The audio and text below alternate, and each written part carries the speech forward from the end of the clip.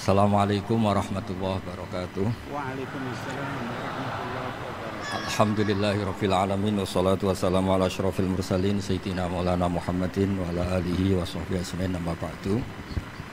Ingkang sangat kula hormati niki wonten Habib Nabil, semua keluarga besar Habib Muntir, semua min usulihi wa furuhi sedanten ingkang kula hormati. Ingkang terhormat Habib Ahmad Bahar, Habib Ja'far Al-Attas, jadi wonten Profesor Nazaruddin, wonten Pak Muzani, wonten Mas Nusron dan ingkang kula hormati. Yang spesial, saya ini punya dua permintaan. Satu, jangan diundang lagi. Dua, saya minta maaf kalau yang ingin ngundang mohon nggak usah diteruskan. Saya akan cerita yang ilmiah. Saya terima kasih tadi sama Habib Abdullah bin Ja'far sama Ustadz Hasan Saifur Rijal. Begini, kenapa saya banyak dikutip para narasumber? Karena saya ini jenis kiai yang otoritatif. Jadi saya ini karena nggak menteri, sehingga kalau belajar itu serius sekali. Ya alhamdulillah ini ada Pak Muzani, orang yang bisa ngelantik seseorang jadi presiden. Masih punya utang satu, bisa nggak ngelantik kita jadi ahli surga? Begini, kalau cerita ilmiah, nanti saya baca hadisnya. Ada kelebihan kita jadi manusia itu justru karena ketidaktahuan kita.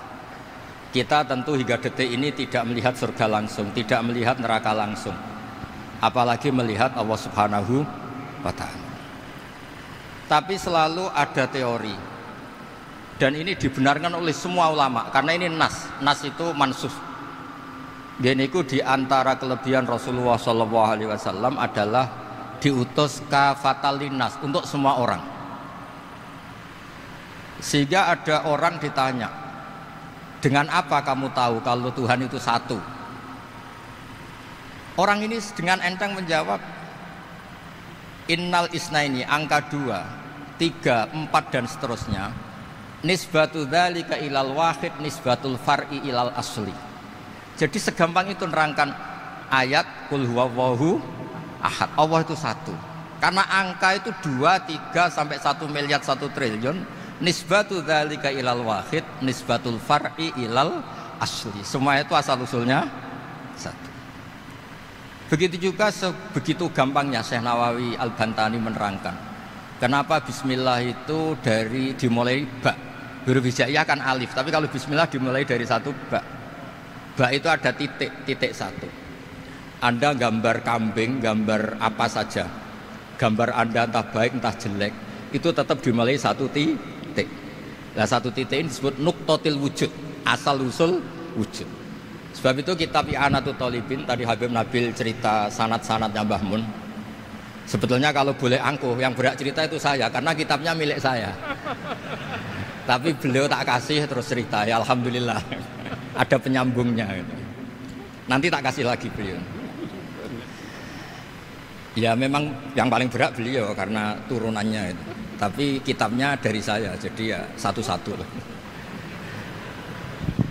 Kitab I'anatul Thalibin itu dikarang oleh ulama top, namanya Sayyid Abi Bakar Sato. Beliau punya murid yang sangat terkenal di Indonesia, namanya Syekh Mahfud At-Turmusi. Syekh Mahfud ini punya murid diantaranya yang paling terkenal tentu Mbah Hashim sama Mbah Ahmad Dahlan, pendiri Muhammadiyah. Jadi kemudian kitab I'anah ini populer sekali untuk menerangkan fikih-fikih di Indonesia. Termasuk cerita bahwa wujubul jihad itu wujubul wasail lal maqasid.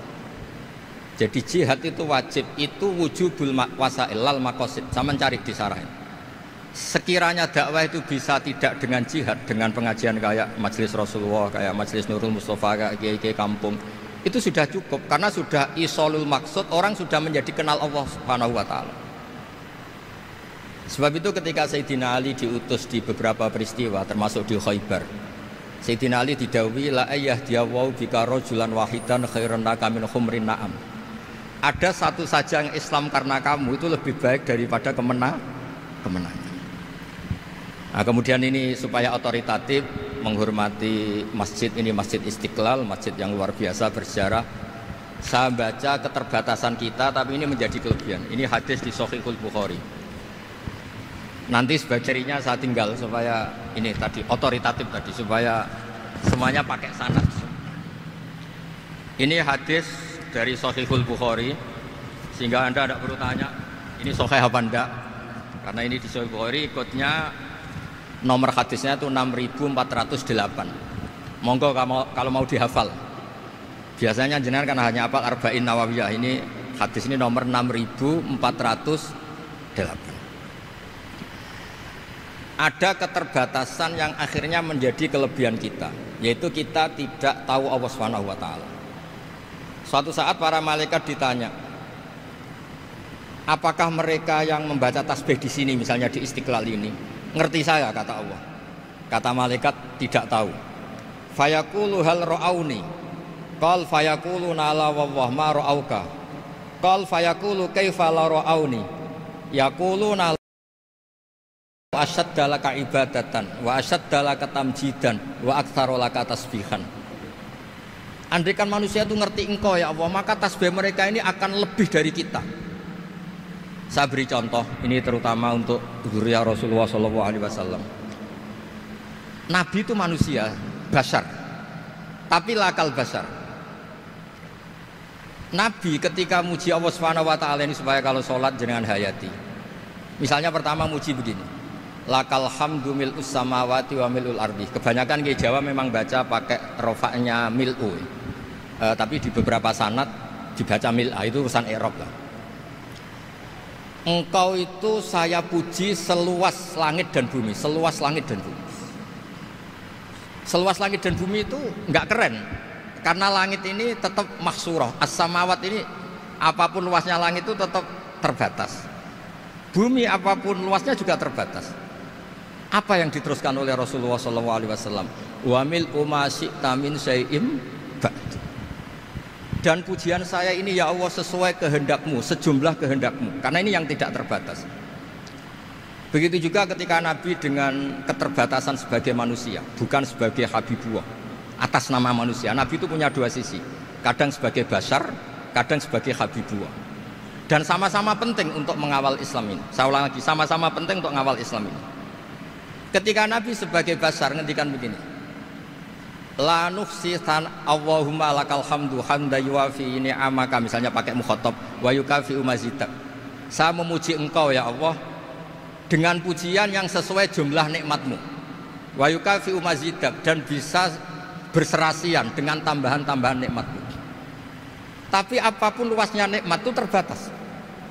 Sehingga Nabi nambahi, la ukhsi thana'an alaika anta kama atneta ala nafsik. Saya muji ini tidak terhitung, sama sejumlah pujian yang engkau lakukan. La ukhsi atau la nukhsi thana'an alaika anta kama atneta ala nafsik.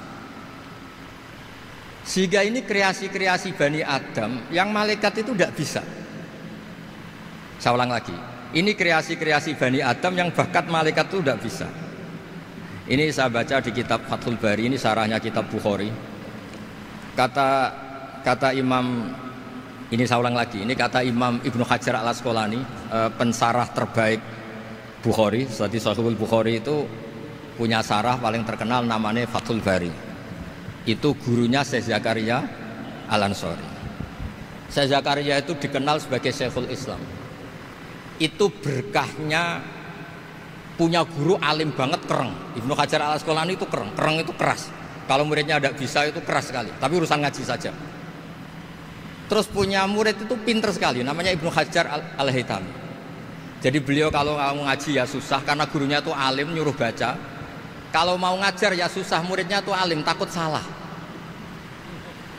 Jadi akhirnya pinter. Orang punya murid alim alama itu kan bingung. Makanya saya tidak suka kalau Profesor Nazar ngaji saya, nanti ngoreksi repot. Sudah gitu Islamnya beliau formal karena Menteri Agama, saya non formal. Lama-lama Islamnya beliau legal, saya ilegal. Kan jadi repot nanti. Makanya tadi tak bully, tak cocokkan. Kalau jenengan Menteri Agama sampai akhirat berarti top. Tapi kayaknya di akhirat saya yang ngelamar jadi Menteri Agama. Tidak, ini nggak penting. Ini hanya gojlokan saja supaya kelihatan bahwa menteri pun juga warga nopo Indonesia. Begini kata Ibnu Hajar Al Asqalani, ini saya baca ya supaya penghormatan saya sama Habib Umar Hafid. Saya ini baca kitab beliau khatam serius, namanya Taujihun Nabi li Mardhati Bari, yang ditulis oleh Ustadz Fahmi bin Ali bin Ubaidun. Saya baca banyak, termasuk ketika beliau punya manhaj yang tidak populer, kata beliau fala buddha antuwattina nafsaka ala annana khudamatu hadal kaun.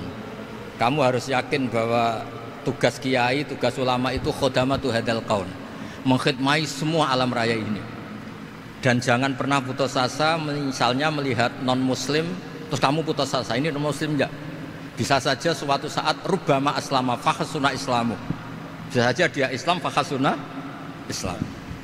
Nah, ini wirasah nabawiyah, karena dulu Nabi ketika dari kampung Abdi Yalil dan disakiti, malaikat Jibal itu usul supaya kampung itu dihabisi. Kata Nabi apa? La bal arju ayukhrijawah min aslabihim ma ya'budu wa la yusyriku bihi syai'an. Bisa saja bapaknya masih kafir, anaknya Islam, cucu-cucunya napa? Islam. Kayak apa Nabi itu? Rojaknya Masya Allah.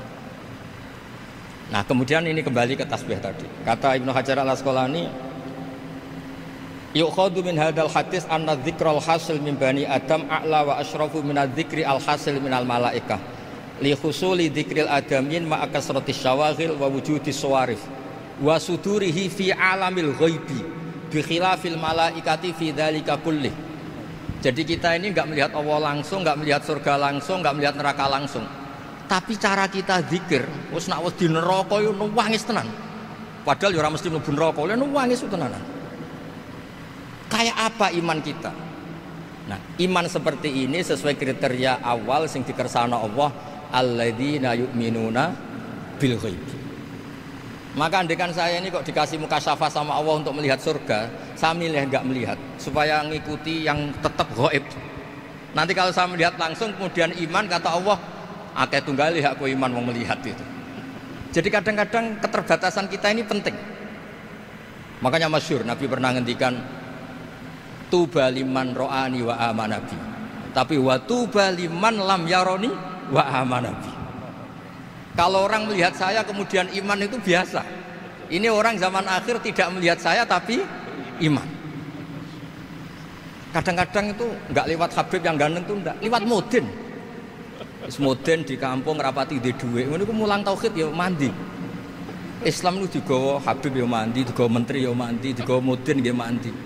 Karena Islam itu kafatal, napa kafatal. Nah yang enggak dipunyai malaikat adalah tadi seperti cerita saya tentang Imam Amudi. Segampang itu.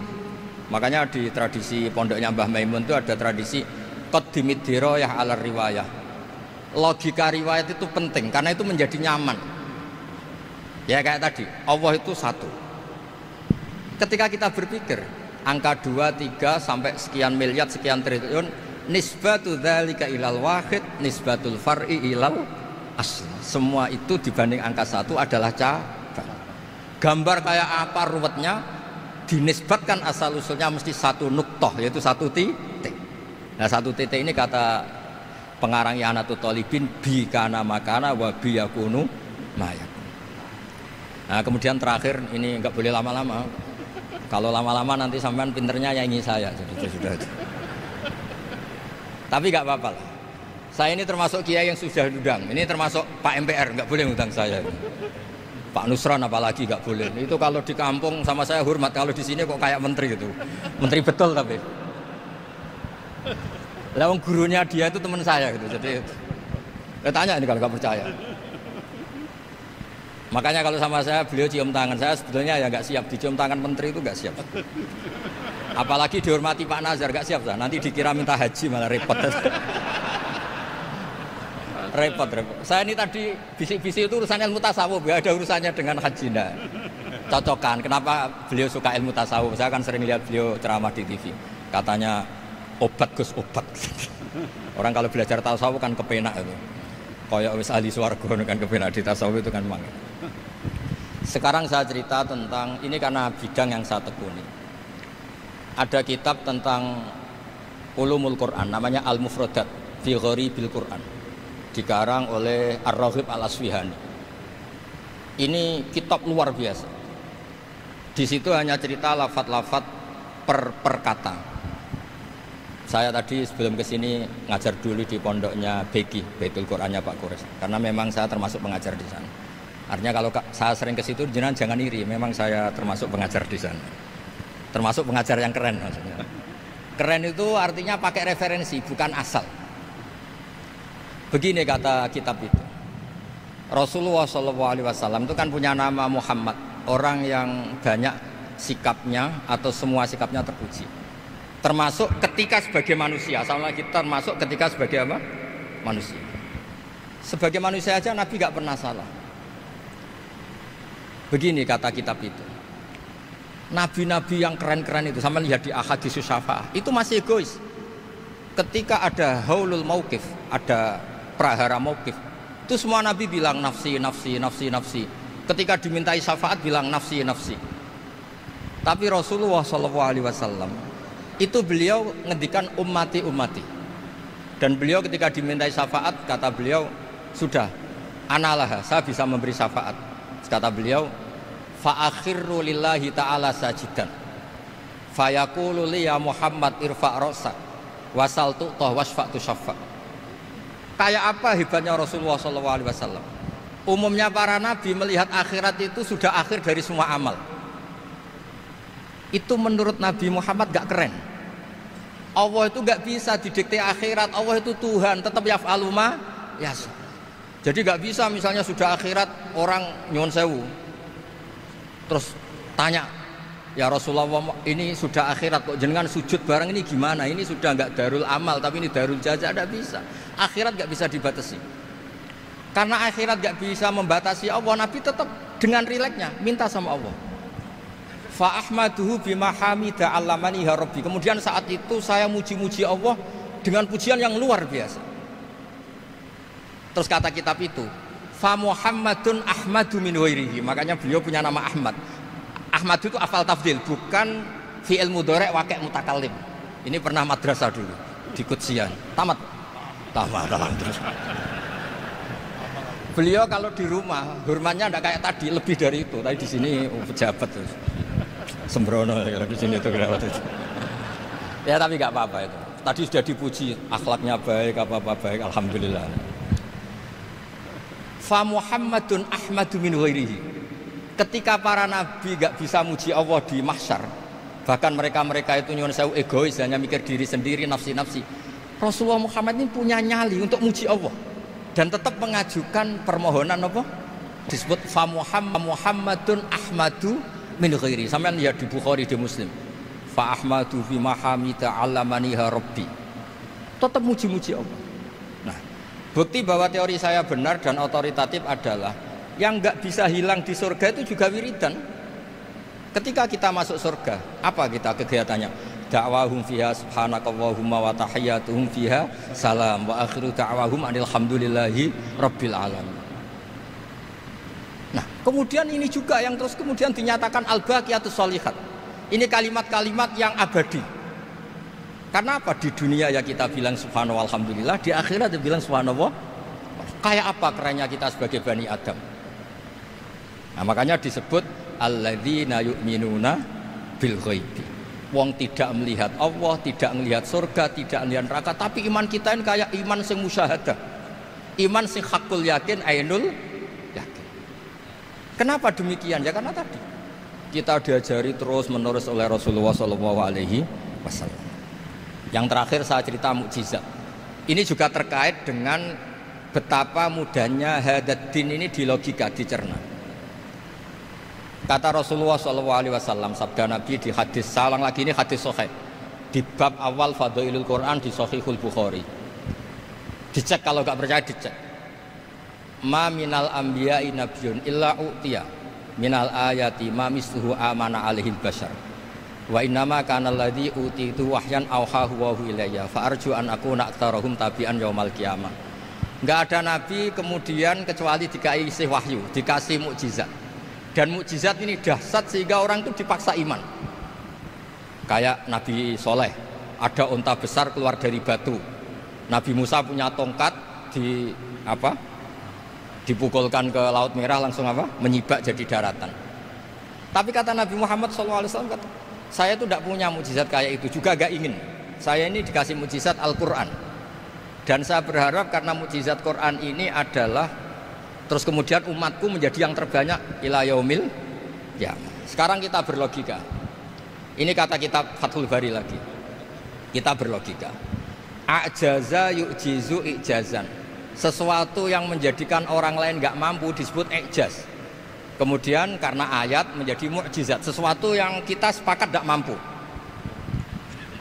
Nah kalau itu masalahnya, tongkat dipukulkan laut kemudian menjadi kering, kita mampu enggak? Enggak kan? Tapi pertanyaannya, Anda bikin nyamuk mampu enggak? Enggak kan? Anda bikin sapi, bikin unta mampu enggak? Enggak kan? Makanya Nabi Muhammad SAW cukup, sudahlah kamu itu manusia, bahkan sekedar menciptakan lalat itu enggak bisa. Innallaha la yastahi ayyadriba masalam ma'ba'udatan. Kemudian mukjizat ini sama Nabi dicontohkan hal-hal yang keseharian kita. Wa min ayatihil lailu wan naharu wasyamsu wal qamar. Sekarang peristiwa laut dibelah Nabi Musa dengan matahari yang enggak pernah turun mesin, itu keren mana coba? Keren matahari yang enggak pernah turun mesin. Terus kata Ibnu Hajar Al-Asqalani, li'annal mu'jizat al-madiyah kanat khisyatan tusyahadu bil absor. Kana qati soleh wa asa Musa. Wa mu'jizatul Quran tusyahadu bil basirah. Fakana man yattabi'uhu atau yatba'uhu li ajliha aksar.